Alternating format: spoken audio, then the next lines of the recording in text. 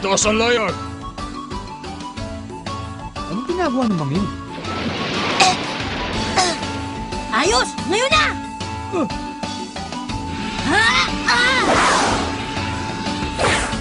Kumapit ka sa akin!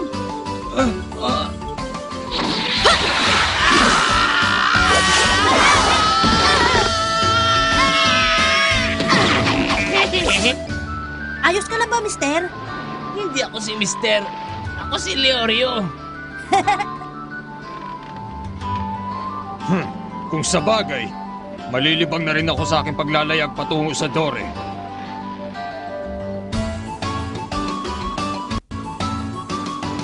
Paalam, Whale Island.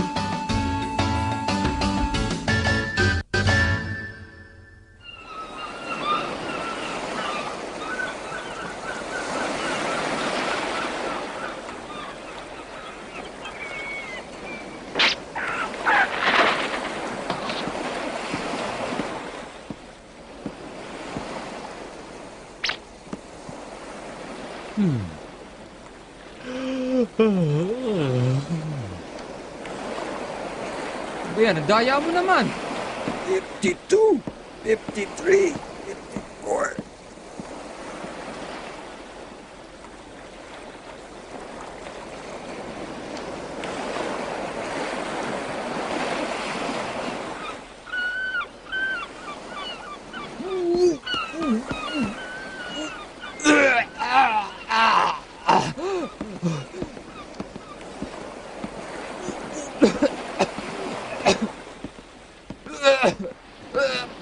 Di ako magpaniwalang tulad niya ay madaling mahilo. Nakakahiya naman.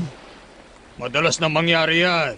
Siguradong bago pa siya makarating sa isla ng Dore, butot balat na lamang siya. Dahil wala na siya maisusuka.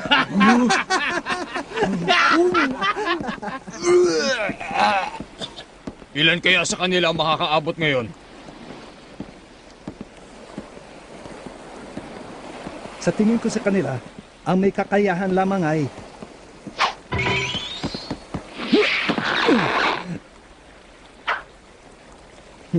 Pare, kaya mo bang kunin to? Sige na, kunin mo. Kahiyaan niya, pagin mo pa yan.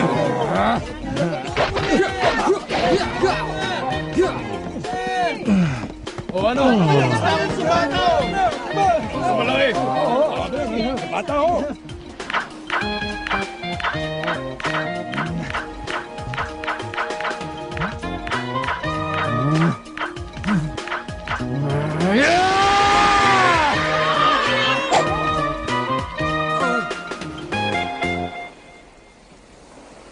Aba, mukhang magaling yun ah. Itigil niyo na yung katso!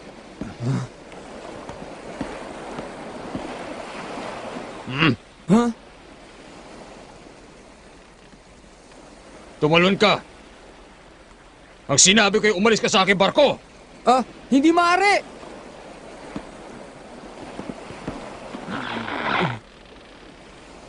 Wag! Bitawan niyo ako! Wag! Sige! Isa, dalawa.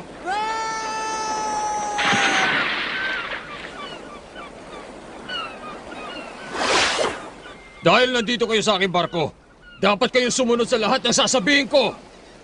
Ang sino man sumuway sa aking kagustuhan ay itatapo ko sa dagat. Maliwanag ba yan? Nagbabayad naman kami dito ah. Nakahuli ako!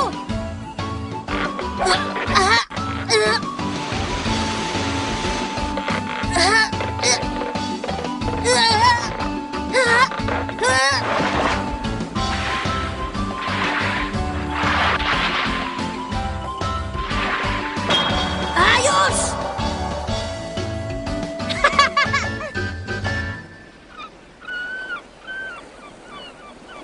Aba, bata, mukhang malaki ang nahuli mo ah. At hindi lang yun, ang isdang flying bonito ay espesyal at bihirang-bihirang mahuli. Opo, bihira po akong makakita dito sa Whale Island. Naku, mukhang masama to ah. Tumigil ang hangin. Gaano pa kaya katagal bago tayo makarating sa isla ng Dore?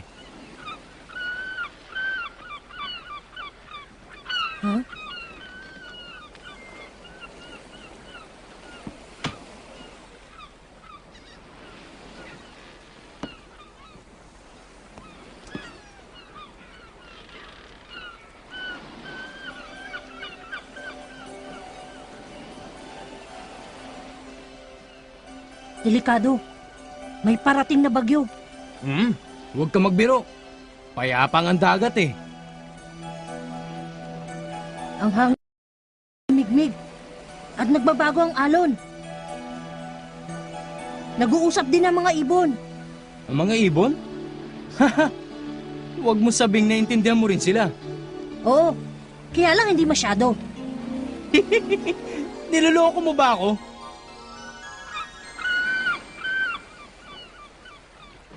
Bata, kung hindi ako nagkakamali, doon ka sumakay sa Whale Island, ano? Anong ginagawa ng iyong ama? Isa siyang hunter. Sa litrato ko lamang siya nakita pero nire-respeto ko siya. Ganun pala, ha? Ang iyong ama ay isa ring hunter?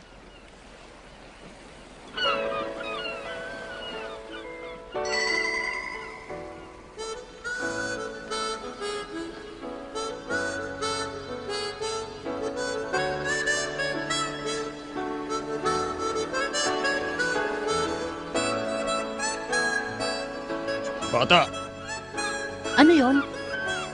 gaano kalakas ang bagyo? At kailan to darating? Sabi po ng mga ibon ay masyadong malakas ang bagyo. Sa bilis nitong barko, mga 2 oras. Sa tinagal-tagal ko sa barkong ito, ikaw pa lang ang pangalawang tao na humula ng tama. Alam mo ba yon? Pangalawa, O mga bata! Ibaba niyo ang mga layag! Huh?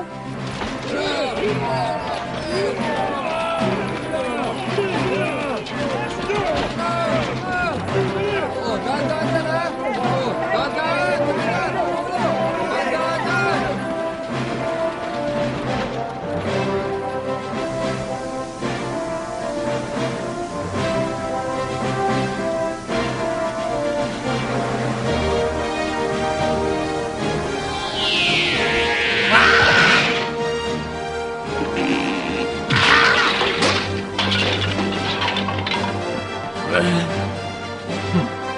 Ano ka ba?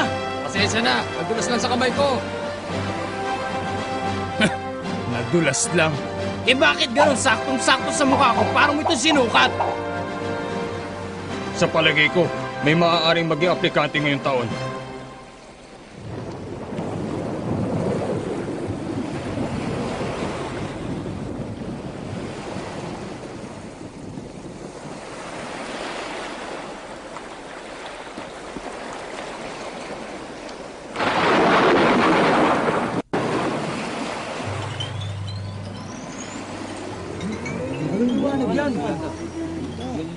Yan ang tinatawag na will-o'-the-wisp. ano po yung will-o'-the-wisp? Yan ay dahil sa radiation na lumulutang sa matataas na lugar dahil sa biglang pagtakas ng static electricity. Nangyayari yan kapag lumalabas ang ulap na nagdadala ng kidlat. Ganun ba? Ay, salamat. Sa wakas, nagsalita ka na rin. Mabuti na lang at meron tayo ditong walking encyclopedia. Sa aming mga mandaragat, may kasabihan na kung sino raw makakita ng will-o'-the-wisp ay hindi na makakauwi ng buhay. Ba?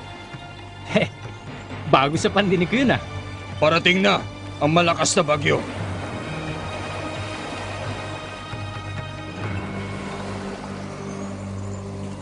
Siguro'y malalaman ko na kung sino sa kanila yung pinakamagaling at may kakayahang maging isang tunay na hunter.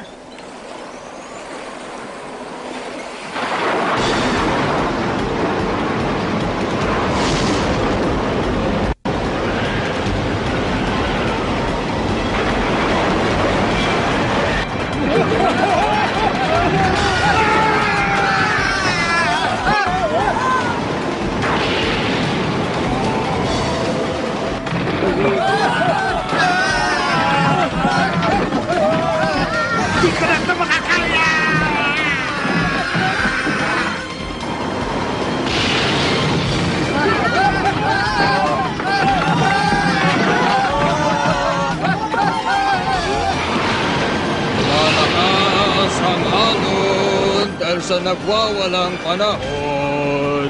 Hinahampas ang aking Kapitan! Pumapasok na po ang tubig doon sa ilalim! Sige! Dali mo sa ilalim yung mga taong hindi na mapapakinabangan. Magmadali ka! Opo, Kapitan! Lumapit kayo! Tatawag tayo! Ngayon na!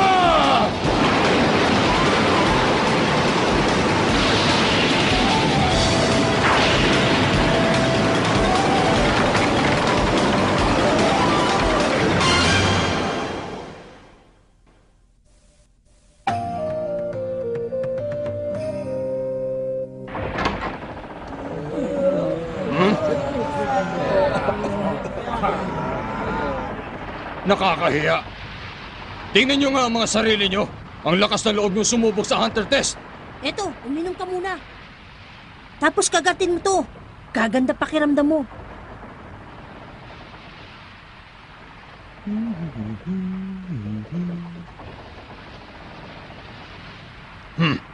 Mukhang silang tatlo lang yata ang papasa.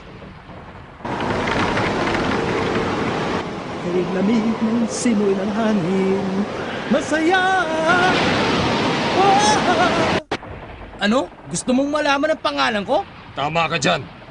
Ako po si Gon. Ako si Kurapika. Ha? Sige. Ang pangalan ko ay si Leorio.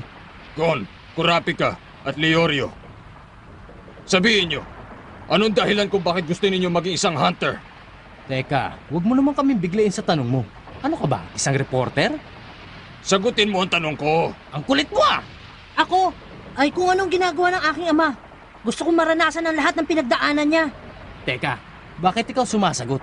Hindi pa kami tapos mag-usap ni Manong ah. Sinasabi ko lang naman ang rason ko eh. Wala akong pakialam. Basta't hindi ko sasabihin.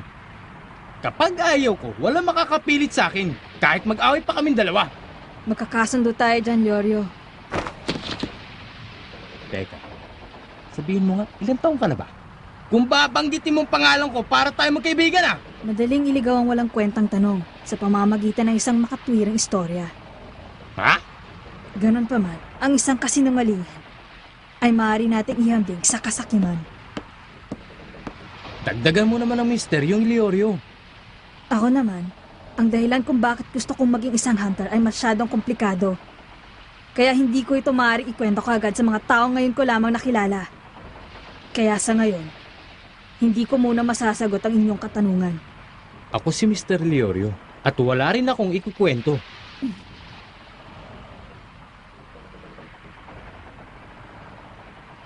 Kung hindi ka rin magsasalita, mabuti pang umalis ka na lang sa aking barko. Ha? Hindi mo pa rin naiintindihan? Ang hunter test ay nagsimula na. Nag-umpisa yun buhat nung sumakay kayo sa barkong ito. Ha? Ang Hunter Association. Dapat ninyo malaman na napakaraming tao ang gusto makakuha ng hunter license. Kaya lamang, sa sobrang dami nila, hindi na sila makayanang bigyan ng pagsusulit. Kaya ang mga katulad namin ay binabayaran para sa laing mabuti ang mga aplikante. Ang lahat ng may huhulog sa barko at hindi makakatagal ay inuulat namin sa mga huwes. Kaya kahit makarating sila sa pagdarahusan ng hunter test, ay hindi pa rin sila makakasali. Ibig sabihin nito na kung makakakuha kayo ng pagsusulit o hindi ay depende sa aking desisyon. Kaya mas mabuti kung sasagutin niyo ako na maayos. Maliwanag ba? Kung ganun, wala naman pala akong magagawa eh. Ang tanging dahilan kung bakit gusto kong maging hunter ay... Ako na lang ang natira sa tribo ng Kuruta. Teka, ano ba? Ako naman kukwento eh. Ang uri ng hunter na gusto kong maging ay yung nanghuhuli ng mga may patong sa ulo. Ang Blacklist Hunter. Sa anong dahilan? 4 na taon, naubos na ang lahat ng aking mga kasamahan. Ang may gawa nito ay ang grupo ng pirata na Gene Ryodan. Gusto kong maging hunter para mahuli ang mga yon. Bata, gusto mo talaga maging hunter? Ang lahat ng miyembro ng Gene Ryodan ay may pinakamataas na patong sa ulo. Kahit na sinong bounty hunter ay tumatanggi. Baka mapahama ka lang. Hindi ako takot mamatay. Ang ikinatatakot ko ay ang sandaling pumanaw ang galit sa aking isip at damdamin. Kung gusto mong gumanti, hindi mo na dapat gawing dahilan yan. Dapat ay pinupuntahan mo na sila. Hindi mo na kailangang maging hunter. Yun na yata ang pinakamahinang suwestyon na narinig ko. Ito lang ang masasabi ko sa'yo. Maraming lugar at maraming piraso ng impormasyon ang maibibigay ng Hunter Association. Leorio. Mr. Leorio ay tawag mo sa akin! Sige, ang sayo naman, Mr. Leorio. Ang sa akin? Mahirap sagutin ang katanungan mo. Pero ang sasabihin ko sa inyo ay ang tanging katotohanan lamang. Pera! Kapag hunter na ako, marami na akong pera. Kung marami akong pera, makukuha ko ang lahat. Malaking mansyon, magarang kotse, mamahaling alak, at mga babae! Hindi lamang ang mga yan ang importante, Leorio. Ha?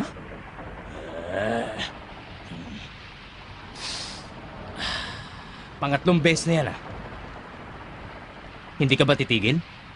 Hindi talaga marunong gumalang itong batang ito Siguro wala kang pinag-aralan. Bawiin mong sinabi mo, Leorio! Sabing Mr. Leorio Halika! Mas mabuti pa nga. Huh? Teka! Sandali! Hindi pa ako tapos magtanong sa inyo! Huwag kayo umalis! Hayaan niyo sila. Hmm? Kung gusto mong makilala ang isang tao, dapat alamin mong lahat tungkol sa kanya, pati ang kanya ikinagagalit. Hindi mo makakalimutan ang mga salitang yan mula sa aking tiya Mito. Para sa akin, kaya sila nagagalit ay may kanya-kanya silang dahilan at dapat nila itong mailabas. Kaya huwag mo silang pigilan. Ano? Sigurado ko bang nagkaroon ng pitak ang labor? Oo, kailangan natin maayos to agad. Kung babawiin mo ang sinabi mo, pagbibigyan kita, Leorio. Humingi ka muna ng tawad, kurati ka! Wala akong balak na pagbigyan ka.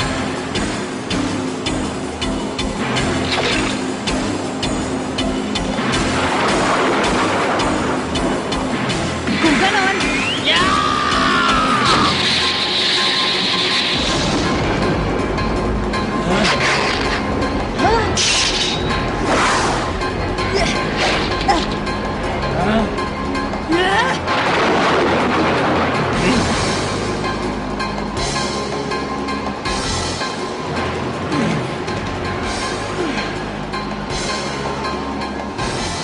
Medyo mabilis ka rin pala. ikaw ulit! Yeah!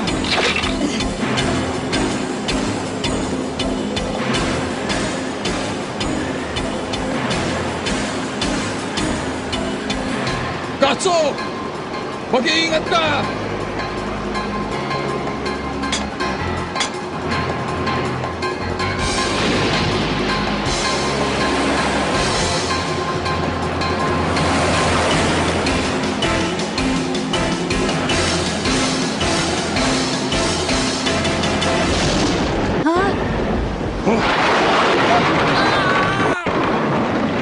Katso!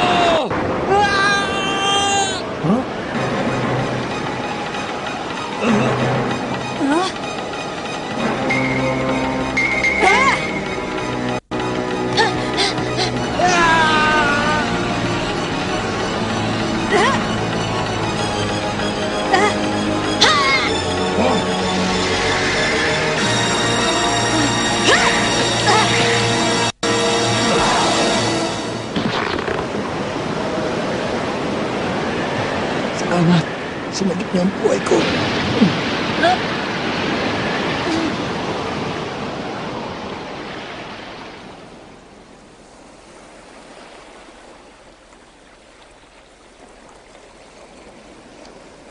Sige! Hila!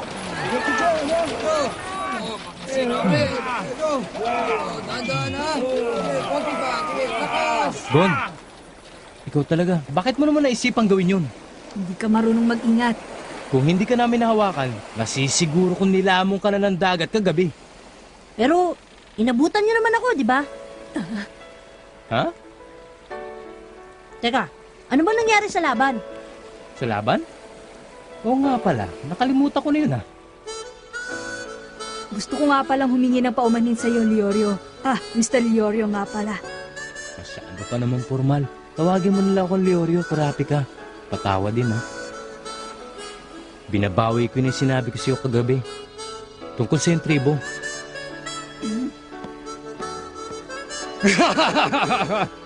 Pasado na kayong tatlo! Ha? Talaga? Oo!